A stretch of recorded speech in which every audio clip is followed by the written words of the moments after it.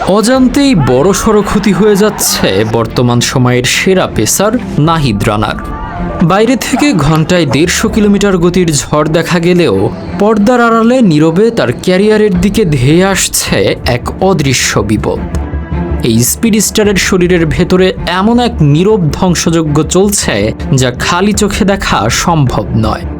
যে কোনো মুহূর্তে এক ভয়ঙ্কর ইনজুরি চিরতরে থামিয়ে দিতে পারে বাংলার এই পেস সেন্সেশনকে। তবে কি সেই বিপদ? একটু পেছনের দিকে তাকালেই চোখ কপালে উঠবে।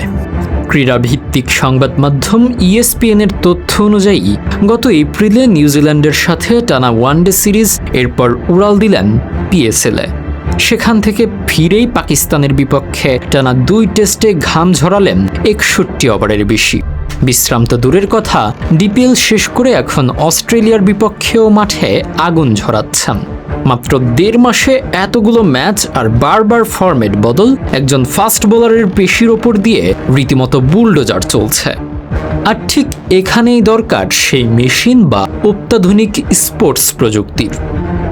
আধুনিক ক্রিকেটে শুধু ফিজিওর অনুমান দিয়ে ইনজুরি ঠেকানো সম্ভব নয়।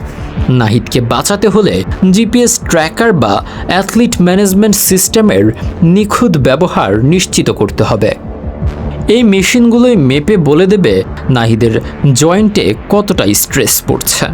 কাজের চাপের গ্রাফ যখনই বিপদসীমা ছুঁয়ে ফেলবে, এই প্রযুক্তি অ্যালার্ম বাজিয়ে বলবে, স্টপ, এবার নাহিদকে বিশ্রাম দাও।